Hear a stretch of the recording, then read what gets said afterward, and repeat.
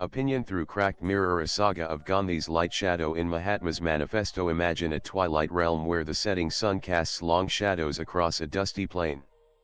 In this liminal space stands the colossal figure of Mahatma Gandhi, his silhouette etched against the sky. A saint, a liberator, an enigma draped in homespun cloth. Rajesh Talwar enters the scene not with a torch to burnish the icon, nor an axe to shatter it, but with a cracked mirror, its surface glinting with the promise of revelation. His critique of Gandhi's Hind Swaraj, the Mahatma's Manifesto, is not a mere academic dissection. It is a bard's tale, a narrative that dances between reverence and reckoning, weaving a tapestry both luminous and shadowed. Let us explore this landscape, tracing the contours of Talwar's narrative as it probes the soul of a man who liberated a nation, yet bounded with paradox. Nanan. Our tale begins on the turbulent waves of the Indian Ocean in 1909, aboard the Kildonan Castle, where Gandhi, a 40-year-old barrister turned visionary, commits his manifesto to paper, a slim scroll of 30,000 words titled Hind Swaraj. It is a clarion call against colonial chains, a hymn to self-rule, yet also a fervent sermon decrying modernity's trappings. Talwar, our guide, boards this ship not as a disciple bowing to a prophet, but as a navigator charting a tempestuous sea. In the preface, he reveals the inner turmoil he experienced upon first encountering Gandhi's words: a gale of agitation, a thunderclap of disbelief at the Mahatma's condemnation of machinery, medicine, law, and the English language. This inner storm propels our journey, driving a narrative that seeks not to idolize, but to illuminate. Talwar portrays Gandhi as a mariner of contradictions, a man who navigated India's liberation with a spinning wheel yet steered into waters of absurdity. Picture the Mahatma on deck, his dota billowing like a flag of defiance, condemning railways as the devil's chariot, yet historical accounts reveal he used them to mobilize his followers. He brands English a shackle on India's spirit, yet his own pen dances in that language with a barrister's grace, translating Hind Swaraj for the world. Talwar does not hurl these paradoxes like stones, he strings them like pearls, each a shimmering facet of a man both sage and enigma. The preface sets the stage. This is neither hagiography nor hatchet job, but a mirror held to a saint's face, reflecting a visage noble yet flawed. Nanan. In chapter 9, The Saint's Commandments, Talwar leads us to a metaphorical mountaintop, a Sinai where Gandhi lays down his laws. Here, the Mahatma's voice booms: shun machinery, embrace the handloom, let caste endure as an eternal flame. Talwar stands before this edifice not as Moses in awe, but as a weaver inspecting a loom.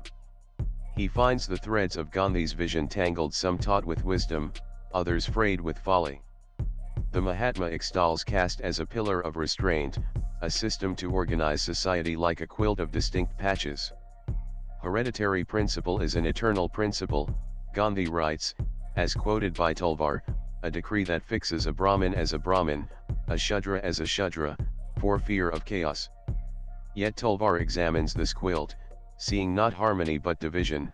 It seems stitched with the suffering of the untouchables and the tears of lovers forbidden to cross caste lines. Gandhi's pronouncements grow even more perplexing. He likens eating to a dirty act, exalting the peace of defecation over the discomfort of a meal, a statement so bizarre it hangs in the air like a riddle. Talwar observes this not with scorn, but with the curiosity of a storyteller unearthing a relic. He notes Gandhi's later shift in 1925, softening his stance from rigid castes to the broader Varna system, for grand divisions to reproduce the old system. Yet this evolution resembles a river only partially diverted, its waters still muddied by the silt of tradition. Talwar contrasts this with Br. Ambedkar's sharp accusation, cited from a BBC interview, that Gandhi's English pronouncements masked an orthodox Hindu heart, a duality that resonates through Hind Swaraj like a drum beat beneath a hymn. The analysis deepens as Talwar probes Gandhi's intent. Was this mountaintop sermon a blueprint for utopia or a relic of nostalgia? The Mahatma offers no tools to build anew, only a spade to unearth an ancient India he deems pure. Talwar suggests this vision lacks substance. Gandhi rails against lawyers and courts but proposes no alternative system of justice. He damns doctors as worse than quacks, yet offers no remedy for the millions suffering from malaria. The commandments, then, are less a map than a mirage, shimmering with idealism yet dissolving under scrutiny. Talvar's narrative here is a tightrope walk praising Gandhi's sincerity while exposing his flawed logic, a dance that keeps us teetering between admiration and dismay. Nanan in Chapter 10, in conclusion, Talvar leads us to a crossroads, a dusty junction where the past meets a present ablaze with conflict. By a flickering fire, he recounts Gandhi's legacy. The embers of nonviolence glow brightly, a beacon for a world scarred by wars from Ukraine to Gaza. The Mahatmas' ahimsa, forged in Hind Swarajji's dialogues, remains a life-giving force, its wisdom undeniable, its impact eternal. Yet Talvar whispers of ashes amongst these embers: Gandhi's disdain for modernity, his sexual experiments, his iron grip on his family. Picture a father sending his niece into the night in Noakhali to search for a lost bathing stone, or a son trudging 32 kilometers for forgotten spectacles. Vignettes Talvar paints with a storyteller's brush, revealing a dictator beneath the saintly shroud. The analysis sharpens as Talvar questions Gandhi's attire, that dhoti, a symbol of poverty's power. The world saw a gesture against British mills, a demonstration of solidarity with the poor. Talvar sees more a rejection of all machinery, a crusade against progress itself. Gandhi's London days in pinstripes and spats, chronicled in the preface, clash with this ascetic garb, a metamorphosis from dandy to naked fakir, as Churchill sneered. Talvar argues this was not mere political theatre but a deeply held belief. Gandhi believed factories were Satan's lair, railways the devil's hooves. Yet he accepted Congress funds from mill owners, rode trains to his rallies, a hypocrisy Talvar threads into the narrative, not to wound, but to enhance our understanding. The crossroads poses a question: is Gandhi relevant today? Talvar hears the chorus of yes from India's politicians and intelligentsia, a roar drowning out dissent.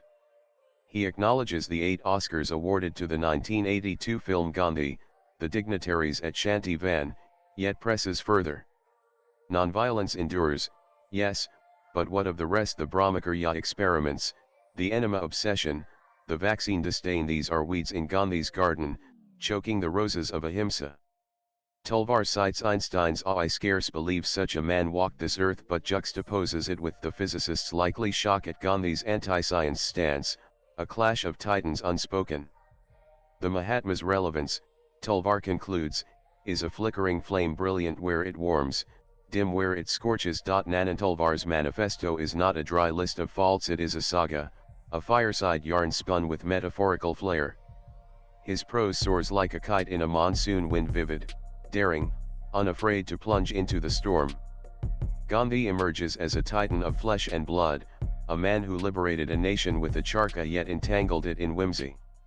Talvar's mirror reflects a dual Gandhi, the saint of Satyagraha, whose dialogues in Hind Swaraj penned as editor versus reader sing with clarity, and the eccentric who deems the Eiffel Tower a tobacco-fueled folly. The preface's agitation fuels this duality, a spark that ignites each chapter. The analysis shines in Talvar's balance. He lauds Gandhi's nonviolence as a river that still quenches, a legacy echoing from Jallianwala Bagh to global protests. Yet he wields a scalpel on the absurd, the caste rigidity, the machinery phobia, the silences on the brutality of untouchability. He cites Ambedkar's critique, Gandhi's Gujarati orthodoxy versus English piety, as a lens through which to view Hind Swarajji's divided soul. Talvar's refusal to reconcile Gandhi's contradictions, as he notes in the preface, is bold. He lets them stand raw, like jagged cliffs in a serene valley, trusting readers to navigate the terrain. For India's youth, to whom the book is dedicated, this is a clarion call not to topple the statue, but to examine its foundations. Talvar's narrative is a bridge from reverence to reason, strewn with lotuses blooming in muddy ponds, metaphors that linger. The preface's intent to counter Hind Swarajji's 5-star Amazon reviews becomes a quest to unmask a Gandhi lost to myth, a man whose true face differs from the bespectacled smile on rupee notes. The chronology anchors this quest, tracing Gandhi's arc from London dandy to loincloth prophet, a timeline Talvar mines for irony and insight. The final echo, a tale worth telling. The Mahatma's Manifesto is not an easy read, not for its density, but for its challenge to confront an unpolished Gandhi, a saint with clay feet. Its words are a treasure chest cracked open, spilling jewels of insight amid the dust of critique. Tulvar's story lingers like a chanting echo, a melody of praise and probing. It is a mirror held at dusk, capturing Gandhi's light and shadow in equal measure, a tale that dares us to see the Mahatma not as a monolith, but as a man, flawed yet phenomenal, whose legacy we must sift like grain from chaff. Swipe left for next video. This review, from preface to conclusion, is a journey through Tulvar's lens, a lens both poetic and piercing.